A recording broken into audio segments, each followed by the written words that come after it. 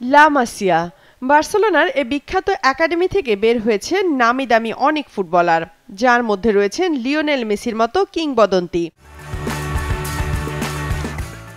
আছেন হালের craze Lamine Yamal. সেখানেই প্রশিক্ষণ নিয়েছেন বাংলাদেশের রায়ান আব্দুল্লাহ। বিশ্বের ৩৬টি দেশ থেকে বাছাই করা ১০৮ জন শিশু কিশোরকে নিয়ে ১৪ থেকে ২১ জুলাই লা মাসিয়াতে হয় ফুটবলের এই প্রশিক্ষণ।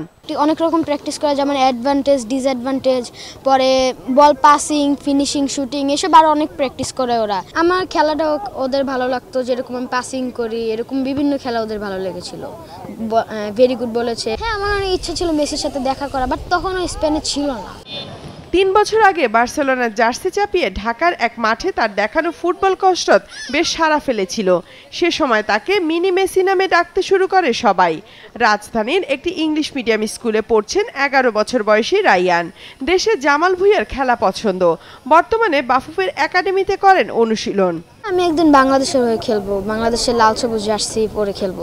আগে তো ওদের কাছে কোনোদিন বাংলাদেশ থেকে প্লেয়ার যায়নি, এই জন্য অনেক ওরা জানতে চেয়েছিল অনেক কিছুই। যেমন বাংলাদেশে জাতীয় প্লেয়ারকে, পরে বাংলাদেশ খেলার দিক দিয়ে কতটুকু আগে, এরকম আর অনেক কোশ্চেন করেছিল।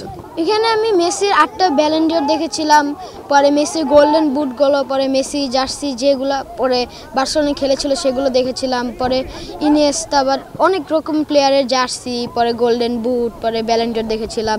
আমার ইচ্ছা আমি একদিন মেসির মতো বড় খেলোয়াড় হব। ৪ বছর বয়সী ছেলের প্রতিভা চোখে পড়ে বাবা মোহাম্মদ ইউসুফের কাছে।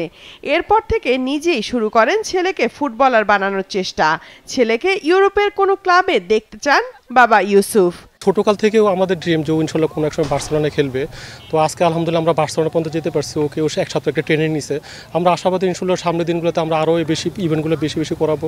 আমাদের স্বপ্ন হলো ইনশাল্লাহ সে বাংলাদেশ ন্যাশনাল টিমে খেলবে এবং বার্সেলোনা, ম্যান সিটি, লিভারপুল এদের মতো হলেও বড় লেভেলের ক্লাবে খেলবে।